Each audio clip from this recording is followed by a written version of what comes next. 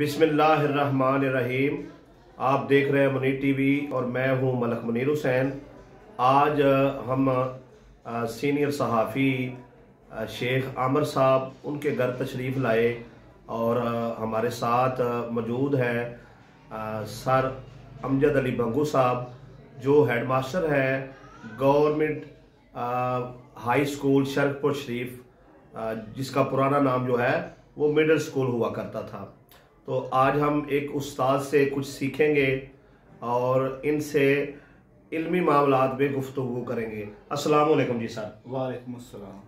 Sir, पहला सवाल ये है कि आप हमें ये बताएं कि एक उस्ताद को कैसा होना चाहिए अपने शागिर्दों के लिए, अपने तालिब इल्मों के लिए। जी, सबसे पहले मैं आप लोगों का शुक्रिया अदा करता हूँ कि आप लोगों ने आज मुझे बुलाया और मुझे कंपनी का मौका दिया। मैं दुआगो हूँ कि अल्लाह ताला आपको सेहत और सलामती दे, आसानी दे, फजल करे आपको। आमीन, शुक्रिया, जज़ाकल्लाह। उस्ताद के लिए ये देखें कि हम लोगों ने सुना है कि नबी करीम सल्लल्लाहु अलैहि वसल्लम उन्होंने फरमाया कि मुझे मुअल्लम बनाकर भेजा गया। साथ में उन्होंने कहा कि मुझे इसलिए नबी बनाकर भेजा गया कि मैं अल्लाह इखलाक की तकमील कर सकूं। सुभान अल्लाह, माशाअल्लाह। तो एक उस्ताद जो होता है ना, पहले नंबर पे तो दो चीज़ें उसके ज़िम्मे होती हैं, तालीम और तरबियत। जी। तरबियत में तालीम तो उसने बुकिश नॉलेज जो है वो आगे इम्पार्ट करना होता है, देना होता है जी, वो उनको समझाना, वो सारी चीज़ें उसकी ज़िम्मे होती हैं। ये ड्यूटी का हिस्सा है, अगर ये ना करे तो उसको तनख्वाह बंद होनी चाहिए। दूसरी जो है अखलाकी तरबियत में उसकी किरदार साजी बच्चे की करनी और उसकी अखलाकी तकमील करनी, तामील उसकी जो है इखलाक का आला इखलाक जो है उसको बच्चे को सिखाना चाहिए। जी, ये टीचर की जिम्मेदारी है। तो अगर ये चीज़ें हो जाए ना, तो आप लोगों ने भी सुना है उस्ताद एक रोल मॉडल होता है। तो अगर रोल मॉडल अच्छे हों, उनके बच्चों के आइडियल्स होते हैं। हम सब लोग सुनते हैं आइडियल्स, मेरा आइडियल वो है, मेरा वो आइडियल। लोग उसको जिसको कॉपी करते हैं उसको कहते हैं कि ये मेरा आइडियल है। जी। तो उस्ताद अगर आइडियल होगा तो जाहिर है उसके नीचे एक मेरा स्कूल है, उसमें 1200 तादाद है, उसमें 25 टीचर है। 25 टीचर आइडियल हों, अखलाकी लिहाज से आइडियल हों, तो उनका एजुकेशनली स्ट्रॉन्ग हों, वो बच्चों को अच्छे तरीके से अगर पढ़ाएं तो अब 1200 बच्चे जो है 5-7 साल में वो निकलेंगे तो आप देखेंगे कितने लोग अच्छे जो है सोसाइटी को मिलेंगे और जो सोसाइटी में जितनी खराफात हैं वो जो है ख़त्म होंगी। अच्छा सर, दूसरा सवाल ये है कि आप हमें ये बताएं कि पाकिस्तान का जो तालीमी निसाब है या पाकिस्तान में जो तालीम दी जा रही है, इसमें हमारे माशरे में तालीम के मैदान में किस चीज़ की कमी है?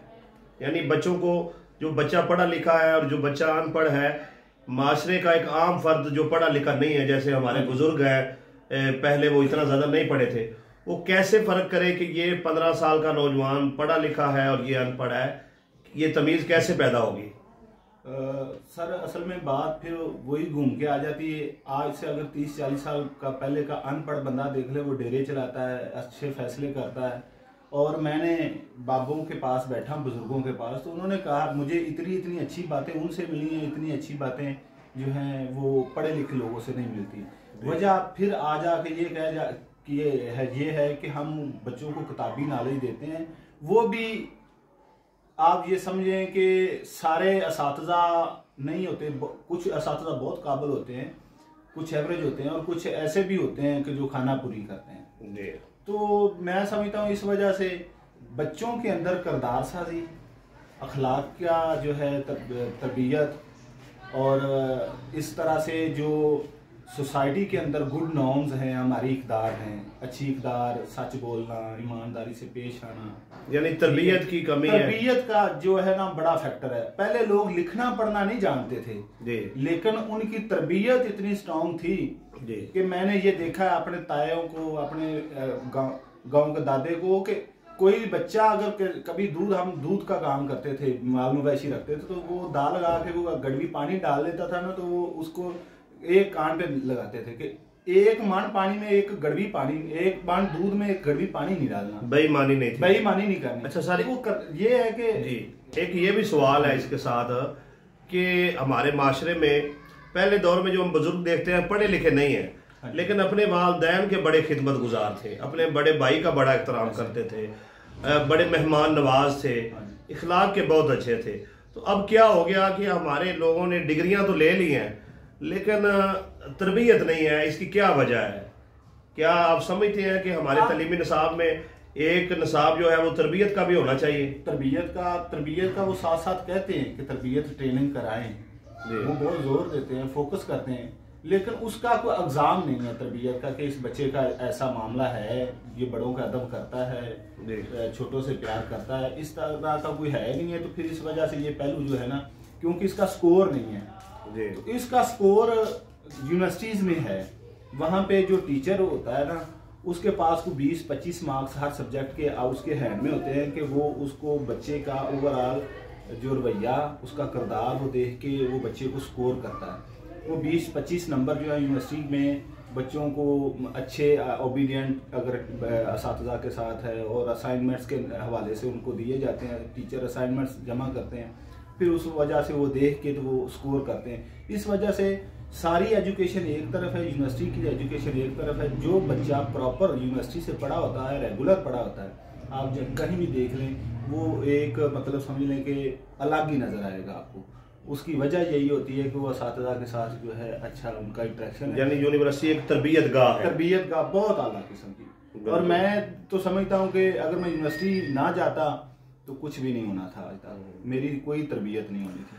अच्छा सर, आप चूंकि एक उस्ताद हैं, हम आखिरी आपसे सवाल ये करेंगे और इसके साथ साथ हम आज की दावत के जो मेज़बान हैं शेख आमर साहब, हमारे सहाफ़ी भाई हैं और हिकमत भी जानते हैं, हकीम भी है, उन्होंने हमें मुल्ला हबीब का जो है नाश्ता कराया, हम उनके शुक्रगुजार हैं। और बड़े खलूस से, बड़ी मोहब्बत से उन्होंने सरजी को दावत दी, मुझ हकीर को दावत दी। अल्लाह ताला इनके रिज़्क़ में इजाफा फरमाए। अच्छा सर, आज के जो प्रोग्राम है इसके हवाले से एक आखिरी सवाल है और बड़ा अहम सवाल है कि सर हमारे माशरे में जो है किसी के साथ इंसान का बरादरी का इख्तलाफ है और या इल्मी इख्तलाफ है या मजहबी इख्तलाफ है या सियासी इख्तलाफ है, तो लोग एक दूसरे की तौहीन पर उतर आते हैं। यानी इख्तलाफ को जो है वो इंसानियत की तौहीन के से उसका आगाज़ करते हैं, एक दूसरे की तौहीन करते हैं, गाली गलोच करते हैं। तो इसका क्या आप समझते हैं ऐसा होना चाहिए, और अगर नहीं होना चाहिए तो इसका हल किस तरह से निकाला जा सकता है? जी सर, अगर आप पाकिस्तान बनने से पहले की हिस्ट्री को देखें ना, तो हमारे 3 स्कूल ऑफ थाट हैं मशहूर, शिया, सुन्नी, अहले हदीस जी। तो आप इनको एक प्लेटफॉर्म पे खड़ा देखेंगे, हिंदू को अपोजिशन में देखेंगे जी। तब आपस में इनका प्यार था वो। उसके बाद जब पाकिस्तान बनाया ना तो शिद्दत पसंदी इन्होंने उनके साथ तो छोड़ दिया मामला कि हिंदू मुस्लिम वाला, तो इन्होंने आपस में शुरू कर दिया। अब ये जो मजहबी जो है ना, मज़हब का जो मेन टीचिंग गाह है ना, वो मस्जिद आ जाती है और वहाँ पे इमाम मस्जिद जहाँ से पढ़ते हैं उनके रवैये में बहुत ज़्यादा शिद्दत देखी गई है, बिला तफरीक। ये नहीं है कि किसी शिया के या सुन्नी के, सारे ही जहाँ से वो मजहबी तरबियत ले रहे हैं, तालीम ले रहे हैं, उनमें शिद्दत है। ये इज्तिमाई फुकदान है। हाँ, इज्तिमाई फुकदान है। उसमें जो पाए कि हमारे उलमा कराम है ना, उनको जो मतलब लीड कर रहे हैं, उनकी अपनी भी है समझ लें एसोसिएशंस हैं, तो वो उनको अपना किरदार अदा करना चाहिए और मजहबी इंतहा पसंदी को जो है वो कम करना चाहिए, उनको मतलब मेंटोर करना चाहिए छोटे उलमा को। जो हर मसलक के राहबर है, कायद है जी, वो आगे आए और वो जो है वो अपने अपने मसालक के लोगों को, ऐसे ही जो सियासतदान है वो आगे आए। लेकिन हम तो देखते हैं इधर जो बड़ा अहम पहलू किया कि जिस ओपन स्पीकर में तकरीरों को बंद कर दिया गया है, उस वजह से हम बचे आ रहे हैं। अगर ये मामला ये ना हम करते तो ओपन स्पीकरों में तकरीरें होती, ये जुमा की या दूसरी, तो इससे बहुत ज़्यादा हमने कत्ल गारत में आगे चले जाना था।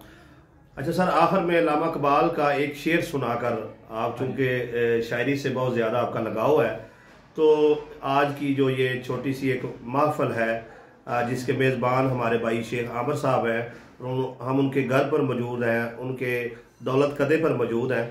उससे आज की महफिल का जो है वो इख्तिताम कीजिए। इकबाल साहब ने किरदार साजी की बात हो रही है, तो मैं ये आपको उनका शेर है कि मुल्ला की शरीयत में फ़कत मस्ती गुफ्तार। मुल्ला जो है वो गुफ्तगू से लोगों को अपने पीछे लगाता है। मुल्ला की शरीयत में फ़कत मस्ती गुफ्तार, सूफ़ी की तरीक़त में फ़कत मस्ती अहवाल। वो मर्द मुजाहिद नज़र आता नहीं मुझको, हो जिसके रगो पै में फ़कत मस्ती किरदार।